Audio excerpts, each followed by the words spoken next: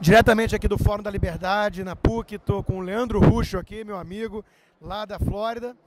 E, Leandro, em primeiro lugar, né, a primeira pergunta tem que ser essa. O que você achou aí da prisão do Lula? Bom, eu acho que, pesando, né, muita gente questionou a decisão do Moro de deixar ele se entregar voluntariamente, né, criando todo aquele show de horrores. Mas eu até escrevi um artigo sobre isso, eu acho que no cômputo geral foi positivo, porque expôs, né, o que realmente é o PT, essa guinada à esquerda radical, tanto é que ele está ungindo aí, né, Boulos e Manuela Dávila como os herdeiros políticos dele, de uma certa forma.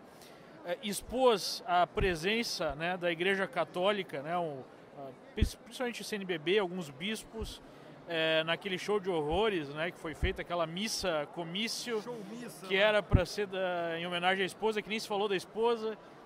Então, no final, né, e no final teve aquele ato vergonhoso dele correndo, né, para cumprir o horário, porque senão o Moro ia meter uma prisão preventiva, ou seja, fez toda aquela ideia de que ia resistir e no final saiu correndo que nem um rato. Bancou o corajoso e no fundo era um baita de um covarde usando escudo humano. Exatamente. Para se proteger. Então você acha que apesar de ter sido um espetáculo de horror em termos de humilhação para as autoridades, para as instituições, o fato de ele não ter respeitado o prazo, no final das contas o efeito líquido é positivo por expor ainda mais aquele PT que a gente conhece e alguns ainda insistem em fingir não conhecer, né? Exatamente, não só isso, né?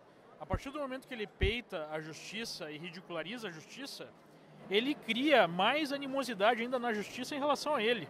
Então, até pessoas que têm, digamos assim, uma simpatia pela esquerda, juízes, procuradores, enfim, até nas cortes superiores, fica meio difícil defendê-lo a partir do momento que ele rasga, né, a posição da justiça e as instituições. Especialmente naquele episódio do ataque à presidente do Supremo Tribunal Federal, né? Sim, e isso que eu queria chegar. Você tem sido um dos críticos mais duros aí, na minha opinião, né? Eu tiro o chapéu ao STF e ao papel criminoso, eu diria, que alguns ministros, que no fundo são advogados do PT disfarçados de ministros, têm feito lá dentro. Você está achando que nesse tapetão aí supremo, essa prisão pode ser revertida já essa semana e o STF, que deveria ser o guardião da nossa Constituição, se tornou a grande ameaça para a ordem e para a lei no Brasil? Sem dúvida, né? Porque eu acho que ficou mais claro do que nunca para toda a população que nós tínhamos ou temos uma quadrilha instalada no poder. Né? Não esquecemos que o Temer era vice de Dilma, que participou dos esquemas, temos provas aí vastas em relação a isso. Nós temos 2/3 do Congresso praticamente envolvida de um jeito ou de outro nesses esquemas de corrupção, e nós temos ministros do Supremo que foram indicados por esses sujeitos e que estão com um comportamento altamente questionável. Poxa, se no momento que o chefe da quadrilha, segundo o Ministério Público, vai preso, ministros que tinham uma postura até um pouco mais, né, sóbria, como o próprio Marco Aurélio Mello, começam a se exacerbar na defesa, passando prazos, procedimentos, rasgando, né, o próprio regimento do STF para salvá-lo, isso gera o questionamento. Será que esses ministros também não estão participando de alguma forma ou não participaram desse esquema e agora estão tentando salvar o chefe da quadrilha? Então aí vem a pergunta de $1 milhão. Diante desse cenário que você está descrevendo, que parece bem acurado, o que fazer? Ainda há saída dentro das instituições ou esse establishment está totalmente podre e nós vamos ter que, sei lá, fazer uma espécie de contra-revolução nas ruas, que é um negócio sempre perigoso? Olha, a gente sempre, né, o Thomas Jefferson já dizia lá, né, na Carta de Independência, uma revolução sempre tem um alto preço. Então é só quando realmente não há nenhuma alternativa. Mas realmente nós estamos chegando no momento de não haver alternativa. Então eu acho que a primeira coisa que nós devemos fazer, e de uma certa forma o povo brasileiro está fazendo isso, né, a parte aí saudável, né, do povo, das lideranças, é pressão total. Pressão total para mostrar que se de fato não for feito aquilo que precisa ser feito, nós vamos manter pressão e talvez tomar outras atitudes, né?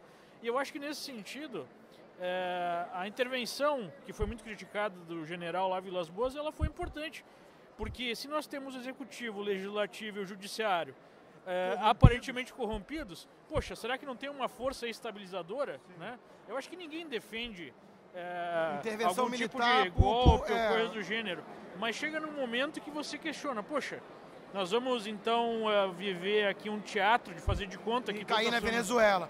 Eu vi aquela fala dele seguida por outras falas de outros generais como um alerta saudável de que, olha, estamos atentos e não vai virar Venezuela na marra. Vocês não vão brincar de achar que não existe, né, um último poder, uma última instância, inclusive prevista constitucionalmente para agir nesses casos e resgatar a ordem.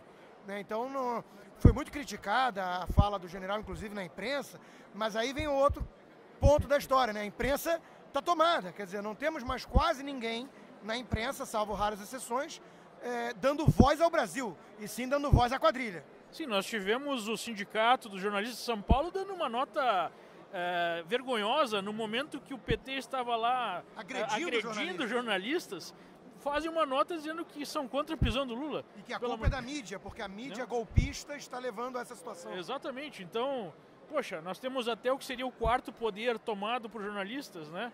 Que não conseguem, alguns, conciliar aquela visão romântica que tinham do operário que chegou no poder e queria salvar o país, né? E o operário no poder mostrou ser um corrupto, chefe de quadrilha, enfim, o pior tipo de líder que se poderia imaginar, e não consegue aceitar isso e ainda acreditam no sonho dourado. Vendo uma Venezuela, nós vimos há pouco ali, o dono de um jornal, né, um jornalista que foi exilado, né, na Espanha. Foragido, que eu disse, é porque não dá para ver as aspas aqui no áudio. Né, expulso do país por tentar fazer o seu trabalho. Então nós temos ali a Venezuela para nos mostrar o que acontece, nós temos jornalistas não agredidos. O que mais jornalistas precisam sofrer? É uma síndrome de Estocolmo, talvez. Eu falei hoje, né, fiz um post, síndrome de Estocolmo com mistura de mulher de malandro, com mistura de esquerdopatias, talvez. Isso.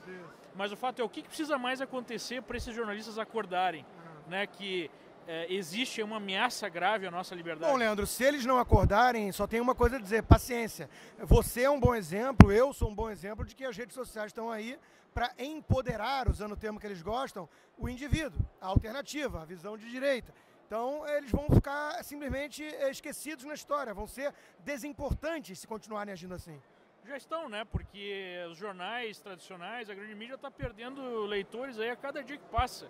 E pessoas que geram conteúdo independente estão ganhando destaque. Então, a questão é, os brasileiros precisam se unir, precisam fazer pressão sistemática.